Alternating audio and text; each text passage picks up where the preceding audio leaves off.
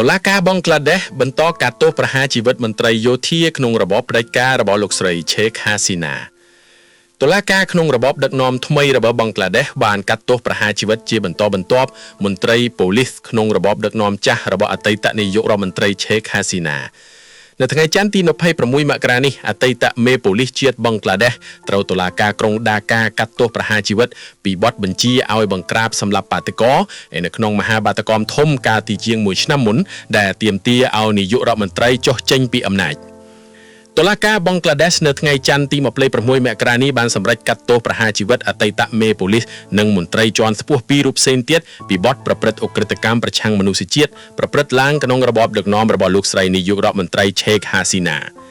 សំណុំរឿងដែលមានអតីតមេប៉ូលីសក្រុងដាកាជាជនជាប់ចោទផ្ដោតទៅលើការបង្ក្រាបក្នុងធ្លុបឈាមរបស់ប៉ូលីសបង់ក្លាដេសទៅលើក្រុមបាតិកោកាលពីថ្ងៃទី8សីហាឆ្នាំ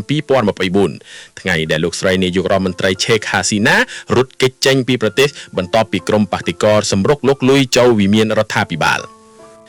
នៅក្នុងអង្គសវនកម្មលោកចៅត្រម Golam Murtuza Mozoumder បានបង្ហាញសាររបស់មេប៉ូលីសក្រុងដាកាលោក Habibur Rahman ដែលបានបញ្ជាឲ្យប៉ូលីសបាញ់រេះដោយមិនរើសមុខទៅលើបាតិកោដែលបណ្ដាលឲ្យមានមនុស្សស្លាប់6នាក់នៅក្រោមការគ្រប់គ្រងផ្ដាច់ការរបស់រដ្ឋាភិបាលឆេកហាស៊ីណាមនុស្សប្រមាណ1400នាក់ស្លាប់នៅក្នុងការបង្ក្រាបដ៏ហិង្សារបស់ប៉ូលីសបង់ក្លាដេសក្នុងរយៈពេលតែ1ខែពីខែកក្កដាដល់ខែសីហានេះបតាមន្ត្រីរបស់អង្គការសហប្រជាជាតិមុននឹងសង្កត់ធ្ងន់ថាដើម្បីការពារអំណាចរបស់ខ្លួនលោកស្រីឆេកហាស៊ីណាបានបើកយុទ្ធនាការបង្ក្រាបយ៉ាងចាស់ដៃក្នុងគោលដៅបំបិទសម្លេងរបស់បាតិកោដែលទាមទារឲ្យលោកស្រីចុះចេញពីតំណែងក្នុងបទប្រព្រឹត្តអំពើពុករលួយ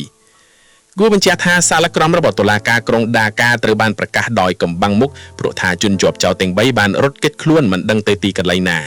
កាលពីខែវិច្ឆិកាឆ្នាំមុនតុលាការដដាលបានកាត់ទោសប្រហារជីវិតអតីតនាយករដ្ឋមន្ត្រីឆេកហាស៊ីណាដែលពេលនេះកំពុងតែរត់គេចទៅនៅប្រទេសឥណ្ឌា